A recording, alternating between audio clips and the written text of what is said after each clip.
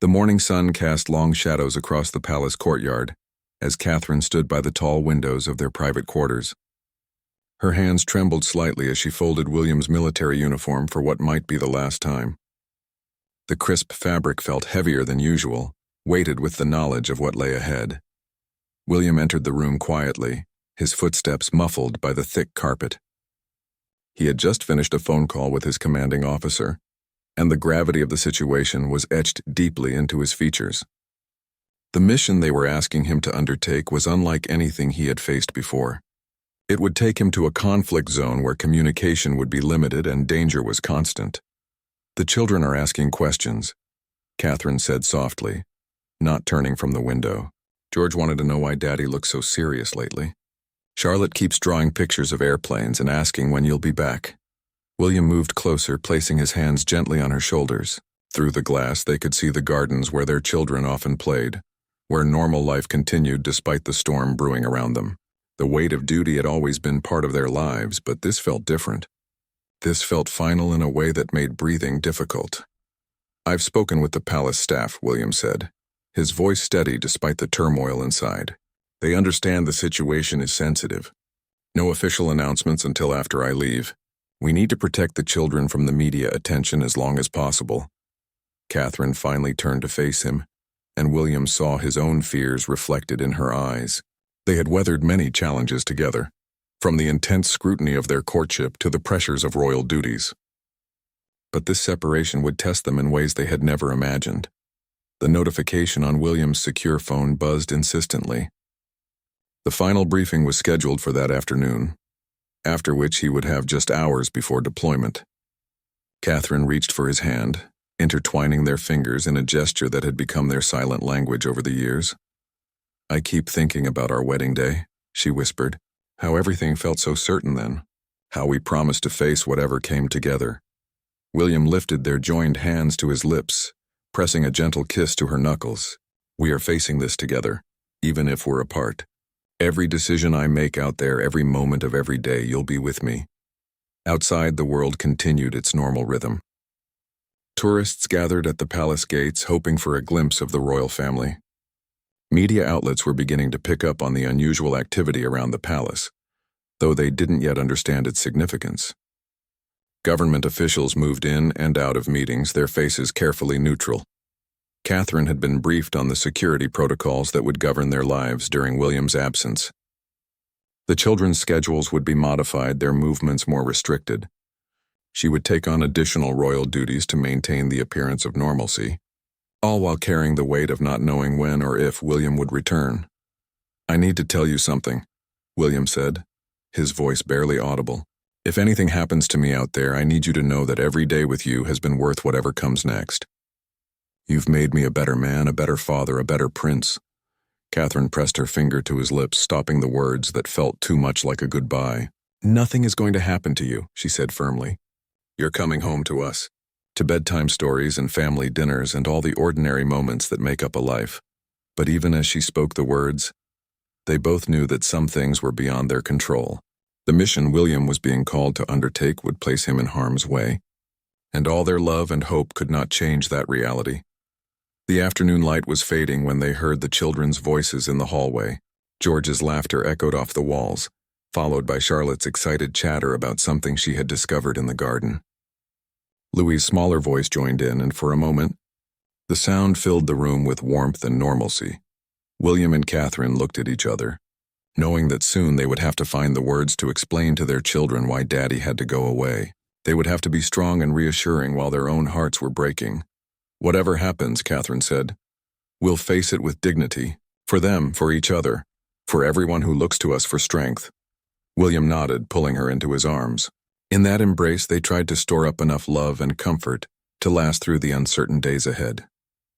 Neither of them knew that this moment, this quiet afternoon in their private quarters, would be remembered by the world as the beginning of something that would touch hearts across the globe. The palace around them hummed with quiet activity as staff prepared for the changes that were coming. Security briefings were updated, communication protocols were established, and contingency plans were reviewed. But in their small corner of that vast building, a husband and wife simply held each other, drawing strength from a love that had been tested by time and would soon be tested by distance and danger. As evening approached, they knew their private time was running out. Soon duty would call, and they would have to step back into their public roles. But for now, in the fading light of day, they were simply William and Catherine, two people facing an uncertain future together, even as they prepared to face it apart. The children's bedtime routine had become sacred in the days leading up to William's departure. That evening, as golden light filtered through the nursery windows, the family gathered in Lewis's room for what they all knew would be their last story time together for many months. George, now old enough to sense the undercurrents of adult worry, sat closer to his father than usual. His small hand rested on William's arm as if anchoring him to the moment. Charlotte had insisted on bringing her favorite stuffed animal, a well-worn bear that had been her companion through every adventure and mishap of her young life. "Tell us about the brave night again, Daddy?" Charlotte requested, her voice soft with approaching sleep. It was a story William had crafted just for them, about a knight who went on difficult journeys but always found his way home to the people he loved most. William's voice was steady as he began the familiar tale, but Catherine noticed the way his free hand clenched and unclenched in his lap. She moved closer, settling beside him on the small bed, and felt some of the tension leave his shoulders when she took his hand. The knight knew that even when he was far away, William continued, his family's love traveled with him like invisible armor, protecting him and guiding him home. Lewis had fallen asleep against Catherine's shoulder, his breathing deep and peaceful. Looking at her youngest son, Catherine felt a fierce protectiveness that made her chest tight. These children would have to grow up faster than she had hoped, would have to learn to be brave in ways she had never intended. After the children were settled in their beds, William and Catherine walked slowly through the palace corridors. The staff they passed offered respectful nods, but Catherine noticed the concern in their eyes. These people had served the royal family for years, had watched William grow from a young prince to a husband and father. His departure would affect them all.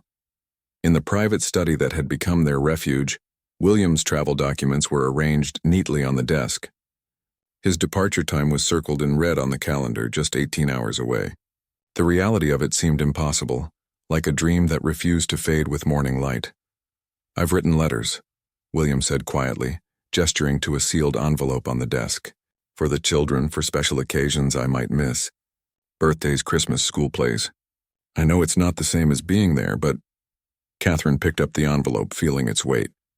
Inside were birthday messages for children who might have to celebrate without their father, Christmas wishes that might be read months after the holiday had passed. The thoughtfulness of it broke something open in her chest. "I've prepared everything I could think of," she said, her voice stronger than she felt. "The children's schedules, the royal engagements, the charity commitments. I can handle it all. But William, I don't know how to handle missing you." He crossed the room in 2 quick strides, pulling her into his arms. They had shared thousands of embraces over the years, but this one felt different. They held each other as if they could somehow merge their strength, as if love alone could overcome the distance that was coming. "I need you to promise me something," Catherine said against his shoulder. "Promise me you'll be careful, that you'll remember you have people here who need you to come home." "I promise," William whispered.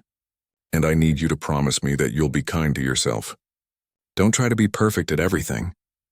The children need their mother to be human, not a saint." Through the study windows, they could see the lights of London stretching into the distance. Somewhere out there, people were going about their evening routines, unaware that their future king was preparing to risk everything in service to his country. The weight of that responsibility had always been heavy, but tonight it felt almost unbearable. William's phone buzzed with a message from his security detail. The final preparations were complete, and everything was in place for his early morning departure. The message was brief and professional, but it marked the beginning of the end of their time together. "I should check on the children one more time," Catherine said, but neither of them moved. They stood in the circle of lamplight holding each other, trying to memorize the feeling of being together. When they finally made their way upstairs, they found George standing in his doorway, his hair mussed from sleep. "Mommy, Daddy, I had a bad dream." Without hesitation, they welcomed him into their bed, creating a small circle of warmth and safety in the vast room. Charlotte appeared soon after, clutching her bear, and finally Louis toddled in, drawn by the sound of his siblings. The five of them curled together in the large bed. The children nestled between their parents like pieces of a puzzle, finding their proper places. William told quiet stories until the children drifted back to sleep, their small bodies relaxed and trusting. Catherine watched William's face in the dim light as he gazed at their sleeping children. She could see him trying to memorize every detail, storing up these moments to carry with him through whatever lay ahead. The fierce love in his expression was almost painful to witness. "They're going to be okay," she whispered. "We're all going to be okay." William nodded, but she could see the doubt in his eyes. Tomorrow would bring changes that none of them could fully prepare for. The children would wake to find their father gone, and Catherine would begin the difficult task of holding their family together from a distance. As the night deepened around them, the five of them slept fitfully, unconsciously drawing closer together as if they could postpone the dawn through will alone. Outside, security teams finalized their preparations, and across the world events continued to unfold that would soon capture the attention of millions. But in that bedroom, surrounded by his sleeping family, William allowed himself a few more hours of peace before duty called him away from everything he held dear. Dawn came too quickly, creeping through the curtains with the inevitable persistence of time itself. William woke before his alarm, his internal clock attuned to the weight of the day ahead. Beside him, Catherine's eyes were already open, and he knew she hadn't slept much either. The children were still peaceful, their small bodies creating warm spots against their parents. Louis had somehow managed to sprawl across both William and Catherine during the night, his chubby hand clutching a fistful of his father's shirt. The sight made William's throat tighten with emotion. "I should wake them," Catherine whispered, but William shook his head. "Let them sleep a little longer. I want to remember them like this, peaceful and safe." They lay in the quiet morning light, listening to their children breathe, both trying to stretch these final moments into something that could sustain them through the separation ahead. The palace around them was already stirring to life, but their small family bubble remained undisturbed. When the children finally began to wake, William and Catherine had to find new reserves of strength. They needed to be calm and reassuring, to make this goodbye feel like a temporary separation rather than the earth-shaking event it had become in their hearts. George was the first to fully wake, his serious young face immediately alert. "Is today the day, Daddy?" William pulled his eldest son close, feeling the weight of responsibility that came with being a father to a future king. "Yes, it's today. But remember what we talked about. This is not goodbye forever. This is see you soon." Charlotte stirred next, her sleepy confusion quickly giving way to understanding when she saw her parents' faces. She wrapped her small arms around William's neck with a fierceness that surprised him. "I don't want you to go," she whispered against his ear. "I know, sweetheart. I don't want to go either." But sometimes grown-ups have to do difficult things to help keep everyone safe. Louis, still drowsy, seemed content to simply be held, unaware that this morning cuddle would have to last him for months. William breathed in the sweet scent of his youngest son's hair, trying to capture every detail to carry with him. The family breakfast was a quiet affair, each of them processing the approaching departure in their own way. George asked practical questions about when Daddy would be able to call, while Charlotte created an elaborate plan for sending drawings through the mail. Louis babbled happily, oblivious to the undercurrents of sadness around the table.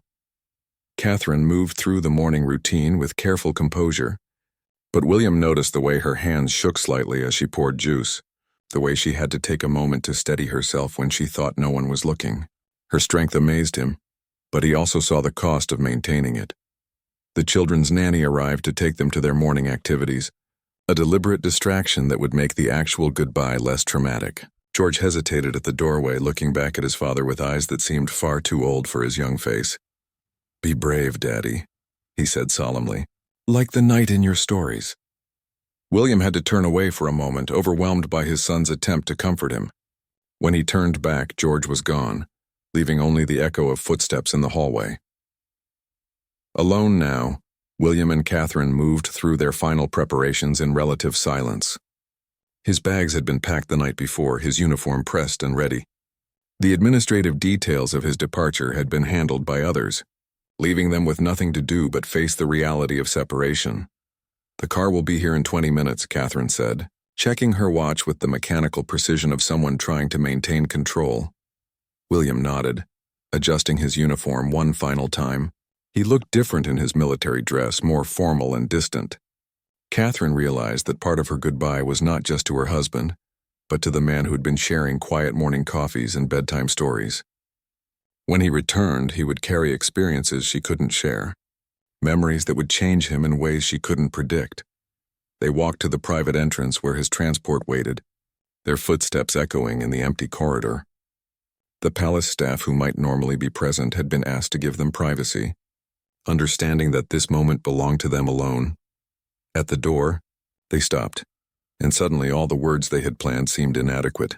How do you summarize a love that has grown over years? How do you say goodbye to someone who has become part of your very identity? I love you, William said, the simple words carrying the weight of everything they couldn't express. I love you too, Catherine replied. Come home to us. Their embrace lasted longer than they had planned, both of them reluctant to let go. They had shared many goodbyes over the years, brief separations for royal duties or family obligations. But this felt different, charged with an uncertainty that made every second precious. When they finally parted, Catherine walked with him to the waiting car. The morning air was crisp, and she pulled her robe tighter around herself, suddenly aware of how exposed she felt. The driver stood respectfully aside, giving them these final moments. William paused with his hand on the car door, looking back at the palace where his family was beginning their day without him.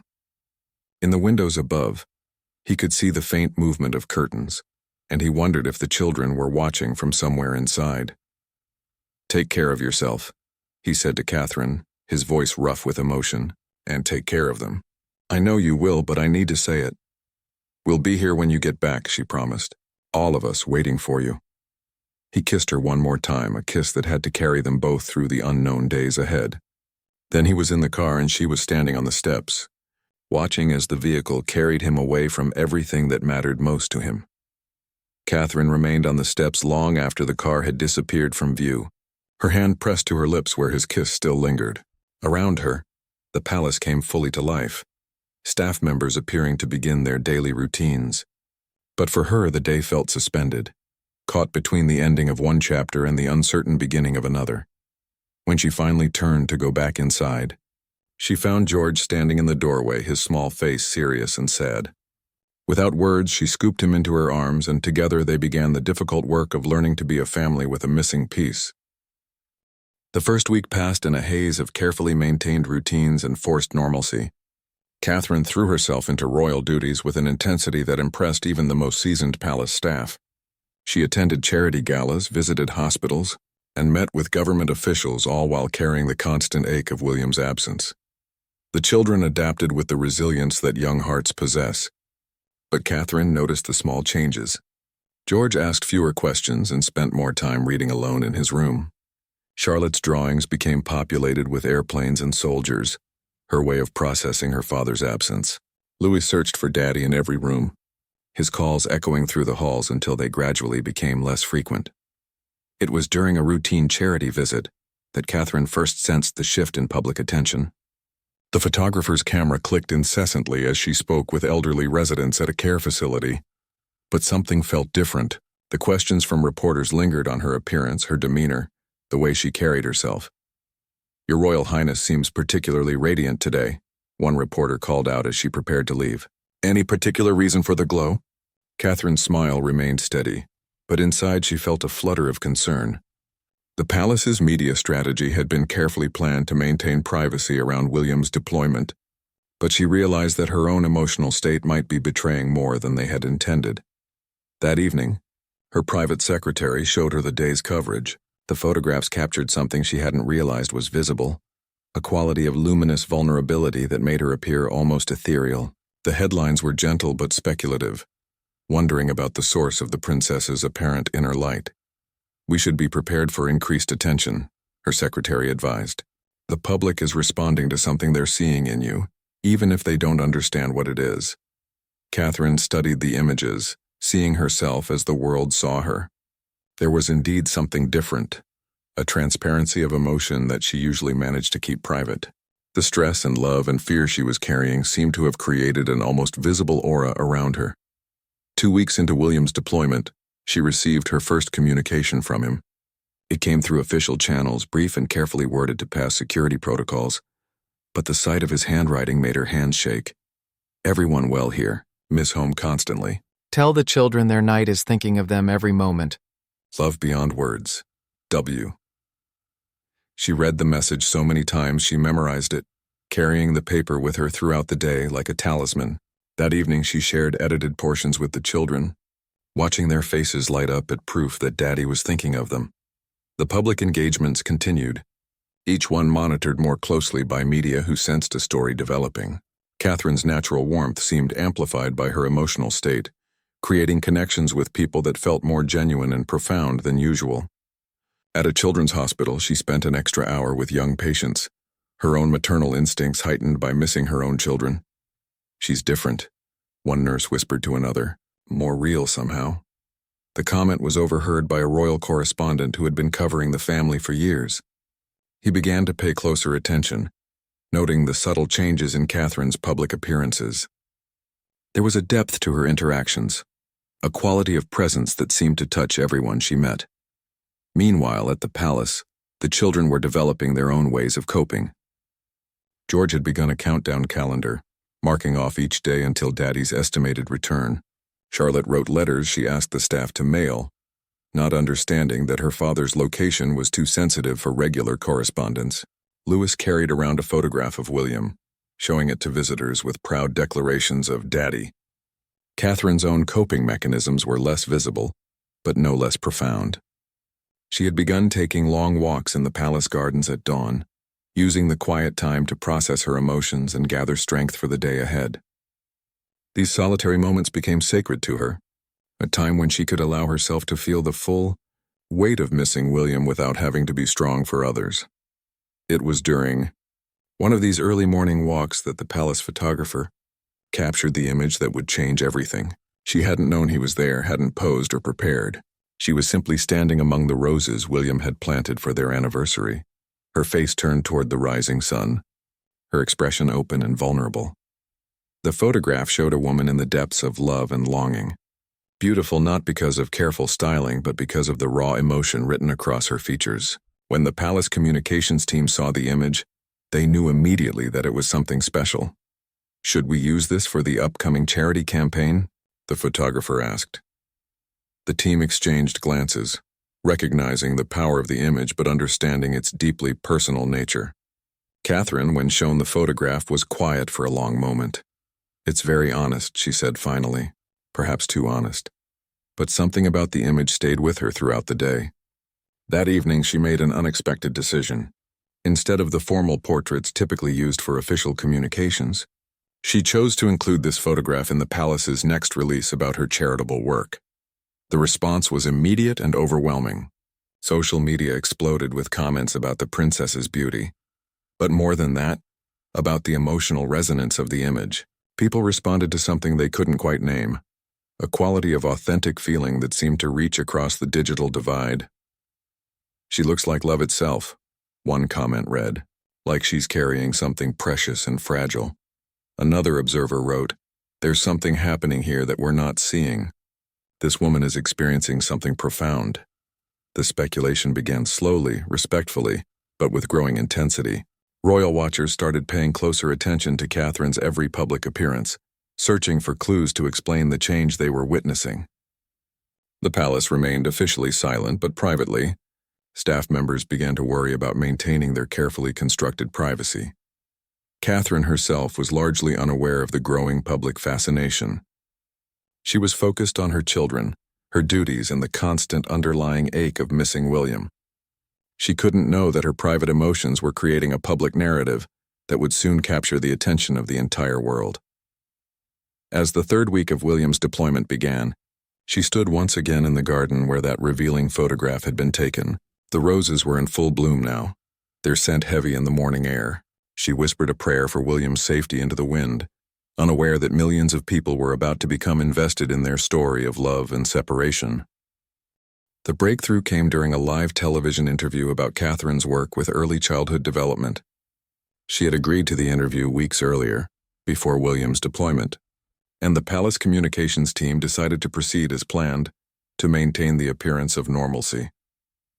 Catherine sat in the morning room where she and William had shared countless cups of tea, the familiar surroundings providing some comfort. The interviewer, a veteran journalist known for her respectful approach to royal coverage, began with standard questions about the charity initiatives and their impact on families across the country. But as the conversation progressed, something shifted. Perhaps it was the setting so filled with personal memories, or perhaps it was the accumulated weight of weeks of separation, but Catherine's carefully maintained composure began to show cracks. "Your passion for supporting families is evident in everything you do," the interviewer observed. "Where does that drive come from?" Catherine paused, and in that moment of silence, something profound happened. Her public mask slipped just enough to reveal the woman beneath, the mother and wife who was navigating her own family crisis while serving others. "Family is everything," she said, her voice carrying a weight that hadn't been there at the interview's start. "When you love someone, when you've built a life together, created something beautiful together that becomes your strength but also your greatest vulnerability." The interviewer sensed the shift, the opportunity to glimpse something real and important. "You speak as if from personal experience." Catherine's hand moved unconsciously to touch the wedding ring she never removed, a gesture so subtle that only the most observant viewers would notice. But the camera caught it, and in that moment, the world began to understand that they were witnessing something genuine. Every parent, every spouse, knows the feeling of loving someone so much that their absence feels like missing a piece of yourself. Catherine continued, "When you're supporting other families, you're drawing from that understanding, that shared human experience of love and loss and hope."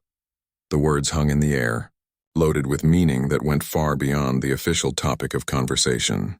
The interviewer, recognizing the significance of the moment, chose her next words carefully. "It sounds like you're speaking about more than theoretical understanding." Catherine met her gaze directly, and for a moment, the carefully constructed barriers between public and private self seemed to dissolve entirely. "I think anyone who has ever loved someone will understand what I mean. Love makes you brave, but it also makes you vulnerable. And sometimes that vulnerability is exactly what allows you to connect with others who are struggling." The interview continued for another 10 minutes, but those few exchanges became the focus of every news report that followed. Social media exploded with analysis of Catherine's words, her expression, the emotion that had been barely contained beneath her composed exterior. Within hours, the hashtag #LoveAndVulnerability was trending worldwide. Royal watchers and casual observers alike began piecing together the subtle signs they had missed. The gradual change in Catherine's public presence, the increased emotion in her charitable work, the way she seemed to be channeling some deep personal experience into her public service. The palace found itself in an unprecedented situation. They had successfully kept William's deployment secret, but Catherine's own emotional journey had become a public fascination. Communications teams worked frantically to manage the narrative without revealing classified information or compromising operational security. That evening, Catherine sat in her private study, reading the flood of responses to the interview. Messages of support poured in from around the world, from military spouses who recognized the coded language of separation, from mothers who understood the challenge of maintaining strength for children while battling private fears. "We see you," one message read. "We feel what you're carrying. You're not alone." Another wrote, "Your honesty about love and vulnerability gave words to feelings I didn't know how to express. Thank you for being real." The children, unaware of the global conversation their mother had sparked, continued their evening routine. George had become Catherine's little helper, taking on additional responsibilities with the seriousness of a young man who understood that his family needed him to be strong. Charlotte created increasingly elaborate art projects to send to Daddy, though she still didn't understand why the mail took so long to reach him. Catherine's phone buzzed with a message from her private secretary. "Ma'am, we're receiving interview requests from media outlets around the world. The response has been extraordinary. How would you like to proceed?" She set the phone aside without responding immediately. Through her window, she could see the lights of London, millions of people going about their evening routines. Somehow, her personal struggle had connected with something universal, had given voice to experiences that people recognized in their own lives. The irony wasn't lost on her. In trying to maintain privacy around William's dangerous mission, She had inadvertently created a public narrative about love and separation that resonated far beyond the specific circumstances of their situation. People were responding not to the royal drama they imagined, but to the fundamental human experience of missing someone you love. Late that night, she received an encrypted message through official channels. William had seen news coverage of the interview and wanted her to know that he was proud of her honesty and strength. The message was brief, filtered through security protocols, but it carried everything she needed to hear. Your courage in being vulnerable gives me courage to be brave here. The world is seeing what I've always known, that you're extraordinary. Love you beyond measure. Reading his words, Catherine understood that their private love story had somehow become larger than themselves. Around the world, people were investing emotionally in their separation and eventual reunion, finding in their story a reflection of their own experiences with love, loss, hope, and the courage required to remain open to joy despite the risk of pain. She had never intended to become a symbol of anything, had simply been trying to navigate the difficult reality of missing her husband, while caring for their children and fulfilling her public duties. But in allowing her authentic emotions to show through, she had created something powerful and meaningful that went far beyond royal protocol. As she prepared for bed in the empty room she had shared with William, Catherine realized that their story was no longer entirely their own. The world was watching, waiting, hoping alongside them for a reunion that had become symbolic of love's triumph over separation, of hope persisting in the face of uncertainty. The call came at dawn on a Tuesday morning, 6 weeks after William's departure. Catherine was in the garden, maintaining her ritual of morning solitude among the roses, when her secure phone rang with the tone reserved for the highest priority communications. "Your Royal Highness." The voice on the other end was carefully controlled, professional. "We have word that His Royal Highness is returning home. He's safe and the mission has been completed successfully. We estimate arrival within 48 hours. Catherine's legs gave way, and she found herself sitting among the rose bushes, tears streaming down her face as relief flooded through her entire body. The call continued with logistics and security details, but she could barely process the information. William was coming home. Her husband, the children's father, was coming home. The next 48 hours passed in a blur of preparation and barely contained emotion. The children sensed something significant was happening, picking up on the sudden energy that filled the palace. Staff members moved with purpose, preparing for a reunion that couldn't be publicly announced but that everyone understood was monumentally important. Catherine found herself unable to sit still, moving from room to room, adjusting flowers that didn't need adjusting, checking on children who were perfectly fine. The nervous energy of anticipation made it impossible to focus on anything other than William's imminent return. On the morning of his arrival, she woke before dawn and dressed with unusual care. She chose the blue dress he had always loved, the one she had worn to their engagement announcement years ago. Her hands shook as she applied makeup to cover the evidence of sleepless nights, but she couldn't hide the radiance that seemed to emanate from her very being. The children were told that morning that Daddy was coming home. George's serious composure cracked for the first time in weeks, and he ran through the palace corridors whooping with joy. Charlotte clutched her bear and asked a dozen questions about when and how and whether Daddy would want to see all her drawings immediately. Louis, understanding only that something wonderful was happening, clapped his hands and repeated, "Daddy home. Daddy home." The media had no advance warning, but the atmosphere around the palace was electric. Royal watchers stationed outside the gates sensed something significant was occurring, noting the increased activity and the barely suppressed excitement of staff members who entered and left the building. Catherine positioned herself at the same window where she had watched William leave 6 weeks earlier. Her heart hammered against her ribs as she watched for the first sign of his arrival. The children were with their nanny, being kept occupied but ready to rush downstairs the moment their father appeared. When the car finally came into view, Catherine had to grip the window frame to steady herself. After weeks of uncertainty, of managing fear and hope in equal measure, the reality of his return seemed almost too wonderful to believe. She met him at the private entrance, the same door where they had said goodbye. When William stepped out of the car, their eyes found each other immediately across the courtyard. He looked thinner, more weathered, with new lines around his eyes that spoke of experiences she could only imagine. But he was there, whole and safe and home.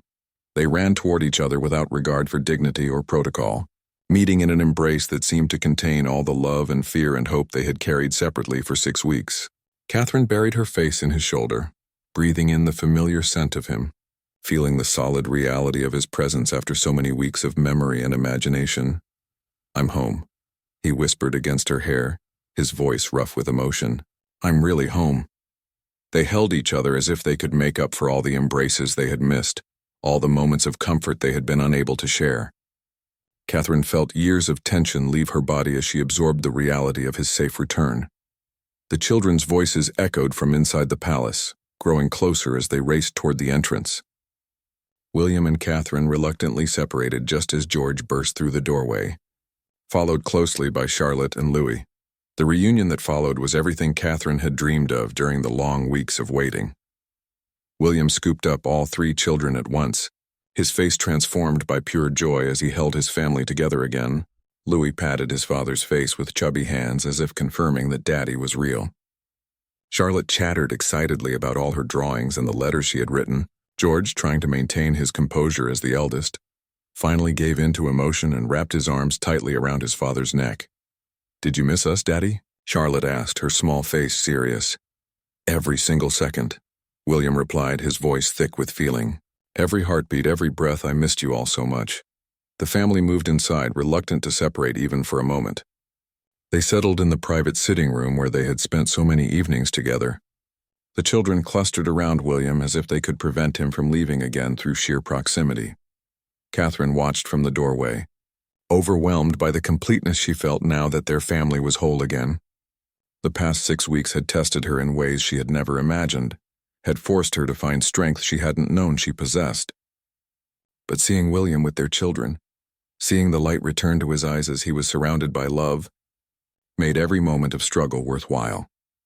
As the day progressed, news of William's return began to leak to the media. The palace had planned to maintain privacy for at least 24 hours, but the emotional intensity surrounding the family had created an energy that was impossible to contain completely. By evening, photographers had gathered outside the palace gates, and social media was buzzing with speculation about the prince's return.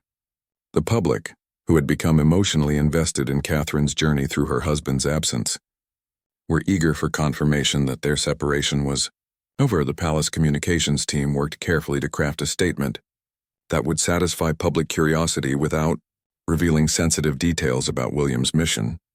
But they knew that the real story lay not in official announcements, but in the raw emotion that had captured the world's attention. That night, as they tucked their children into bed together for the first time in 6 weeks, William and Catherine marveled at how much had changed. The children had grown and matured in subtle ways, had learned resilience they shouldn't have needed so young. Catherine herself felt fundamentally altered by the experience, more aware of her own strength but also more conscious of how precious their ordinary moments together truly were.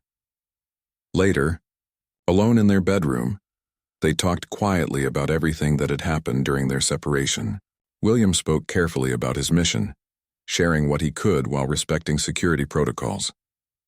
Catherine told him about the unexpected public response to her emotional journey, about how their private struggle had somehow become a symbol of love's endurance for people around the world. "I never intended for it to become public," she said. "I was just trying to survive missing you. You gave people something real," William replied, pulling her closer. "In a world full of artificial connections, you showed them what authentic love looks like. That's a gift." The next morning brought official confirmation of William's return and a carefully worded palace statement about the successful completion of his service mission. But the statement that truly mattered came later, in the form of a photograph released by the palace communications team. The image showed the family in their private garden, William and Catherine seated on a bench with their children gathered around them. It was clearly candid, unposed, capturing a moment of genuine joy and reunion. Catherine's radiant smile, the one that had captivated the world during William's absence, was now shared with her returned husband, creating a picture of love fulfilled that made headlines around the globe. The public response was immediate and overwhelming, social media filled with messages of joy and congratulations from people who had followed Catherine's emotional journey and invested in their love story. Comments poured in from military families, from anyone who had experienced separation from loved ones, from people who simply believed in the power of love to overcome distance and difficulty. This is what hope looks like. One comment read, "This is why we believe in love." Another observer wrote, "Their joy is infectious." Seeing them reunited makes the whole world feel lighter. The photograph became one of the most shared images in royal history, not because of its formal significance, but because of its emotional truth. It captured something universal about love and reunion, about the way families heal and strengthen when they come back together after being tested by separation. In the weeks that followed, as the intense media attention gradually subsided and life returned to a more normal rhythm, William and Catherine often reflected on how their private experience had touched so many people. They had learned that love, when authentic and courageously expressed, has the power to connect hearts across vast distances and circumstances. Their embrace, witnessed by the world through Catherine's emotional journey and culminating in William's return, had become more than a personal reunion. It had become a symbol of love's triumph over separation, of hope persisting through uncertainty, of the way authentic emotion can create connections that transcend individual experience.